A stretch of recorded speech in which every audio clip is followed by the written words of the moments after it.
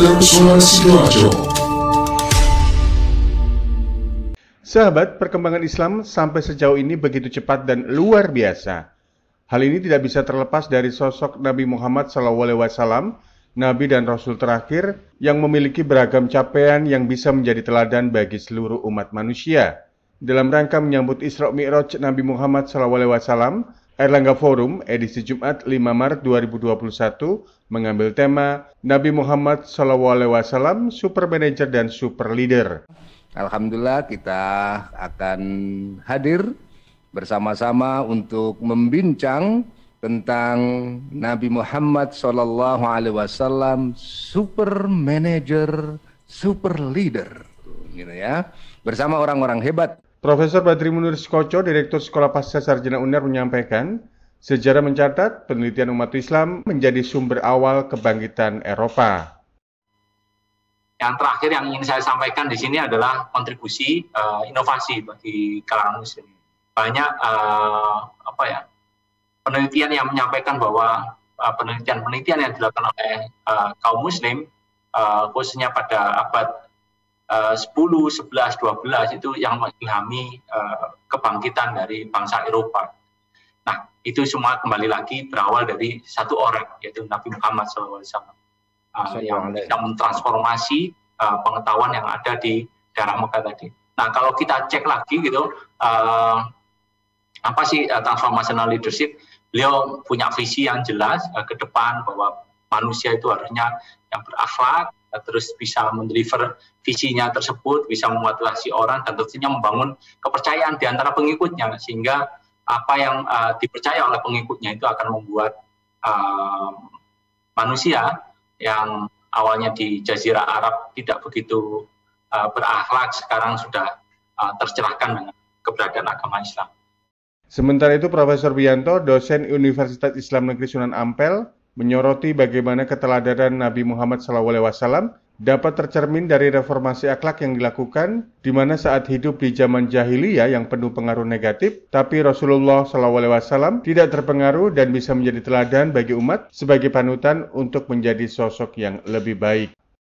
Dan dalam konteks sekarang, saya kira kita perlu menghadirkan uswah ini dalam kaitan dengan kehidupan berbangsa, bernegara, bahkan sampai berkeluarga, begitu ya. Lalu kemudian di Al-Anbiya ayat 107 ada wa ma arsalnaka illa rahmatan lil alamin.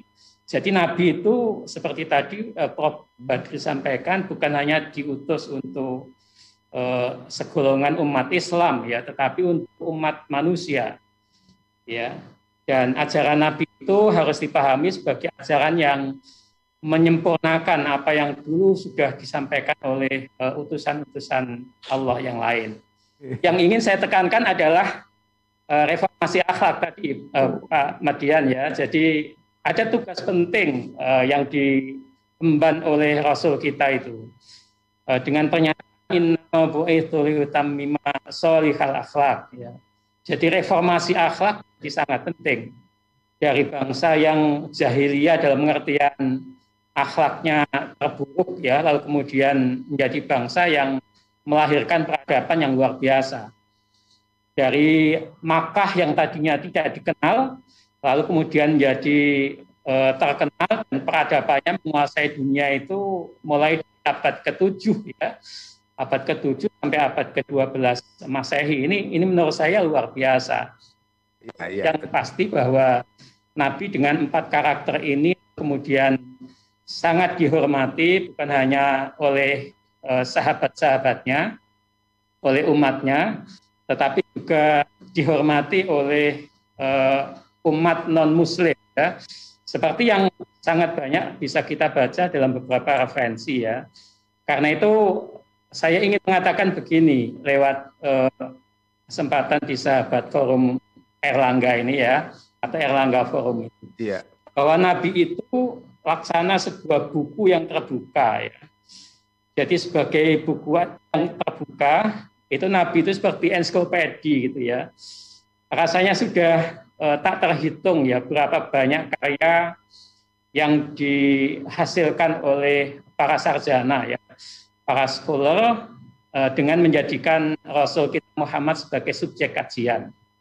Sahabat, seorang pemimpin yang ideal sesungguhnya telah diteladankan Nabi Muhammad SAW dalam segala sifat dan perilakunya, di mana pemimpin selalu menjadikan tugas dan tanggung jawab sebagai hal yang utama, melebihi kepentingan pribadi, keluarga, dan golongannya. Di samping itu, dalam setiap kebijakan dan programnya, selalu mempertimbangkan kondisi masyarakat dan lingkungannya, sehingga langkah-langkahnya akan mendapatkan respon positif serta dukungan untuk mewujudkannya. Demikian, Panji Harto, Suara Sidoarjo.